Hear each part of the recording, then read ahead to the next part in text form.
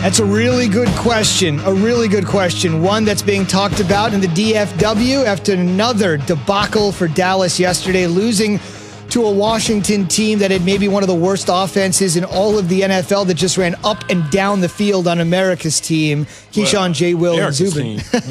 In name only, maybe? Yeah, they need to drop that. They are a team. I'm not sure what kind of team they are. We're presented by Progressive Insurance. We'll talk more NFL with Dan Orlovsky at 7:30. Our QB, a dozen years in the league, on what the Cowboys should do at QB. It's time for Straight Talk, brought to you by Straight Talk Wireless. Speaking of QB, Andy Dalton suffered a nasty, nasty hit at the expense of one John Bostic, a suspension-worthy hit, if you ask me. We'll wait to see what the league says today. And one thing that was noticeable when the Cowboys were talking a couple weeks ago about not giving full effort after plays and not going hard for 70 plays, nobody gave any effort to help Andy Dalton up. Nobody with a star on their helmet helped him, walked over to him, did anything to him. And Mike McCarthy couldn't believe it. Yeah, I mean, it was definitely, a hit that caused a disqualification. But yeah, well, I mean, we speak all the time about playing for one another, protecting one another. So yeah, definitely it was probably not the response that you would expect.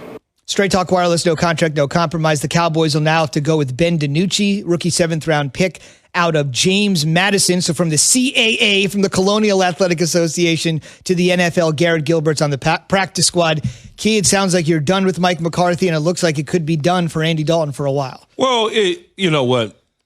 I said at the beginning of the season, I think if they lost one or two games or something like that several weeks ago, that if the Cowboys somehow don't win this division and wind up missing the playoffs, then there's a strong opportunity and a chance for Jerry Jones to be done with him as well and move in another direction. Clearly, to me, this is just an outsider looking. They've lost a number of players for a number of reasons, whether it's injuries, whether it's opting out, whatever the case may be. Set that aside for a minute. Okay. Lackluster play. No enthusiasm. People coming out of the locker room talking about the way that they're being coached. Unnamed sources. All of those sort of things. Then you look at yesterday even more.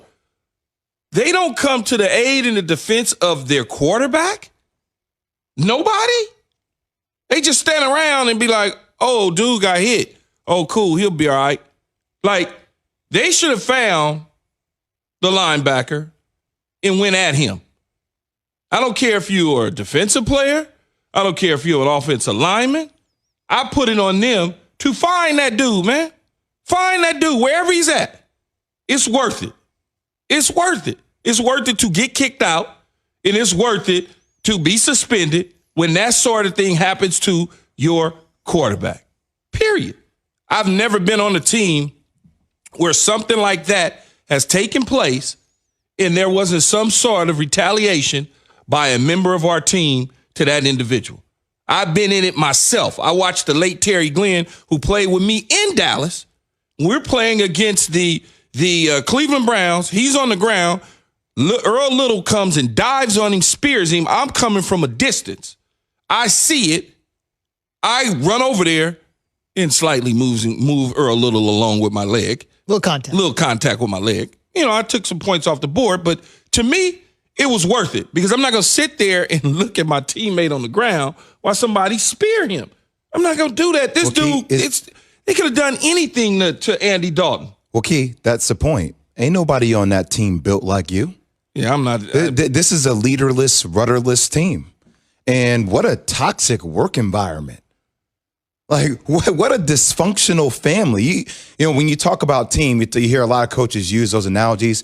Well, we're a family. And I know it's hard for that to translate to professional sports because guys are getting paid. Yeah. But, Key, we know it is. Nobody in that team likes each other. If you liked each other, you would respond for one another. Well, see, I don't know if it's a dislike for each other opposed to checked out.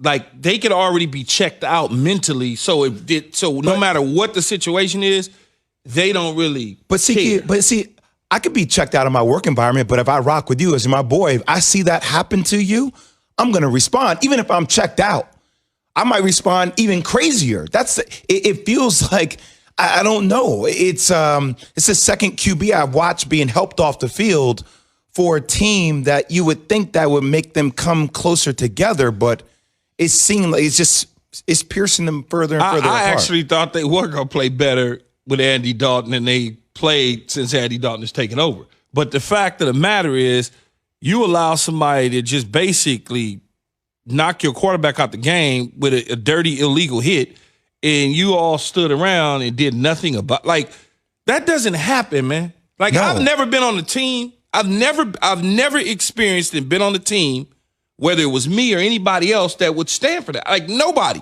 Nobody. Especially, what do you think on average the amount of time Andy Dalton has when he drops back into the pocket? 1 Mississippi?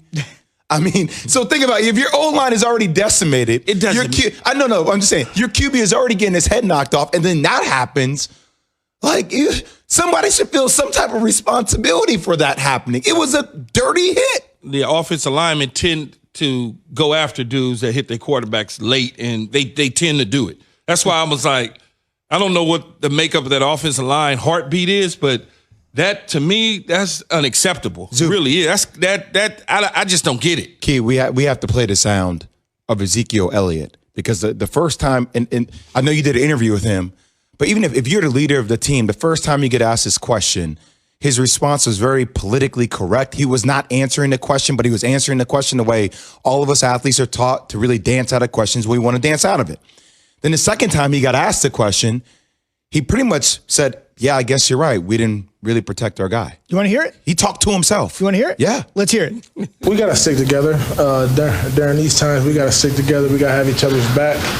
We just got to be better. We got to go out there and execute the game plan and play better football. We just got to play better. That's what it's going to take. What does that mean? What does that mean, Key? I know everybody knows you have to play better. That's where I just want to see somebody, Keyshawn, like, address it. You would have addressed it. Well, look, you just got beat 25-3 in Washington.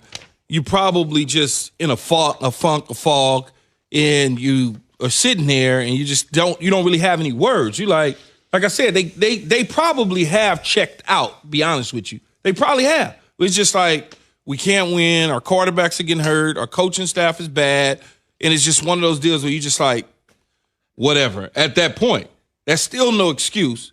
As I continue to keep watching this clip, there's no excuse for y'all not to do something to that dude or whoever that hit Andy Dalton. There's no excuse at all whatsoever.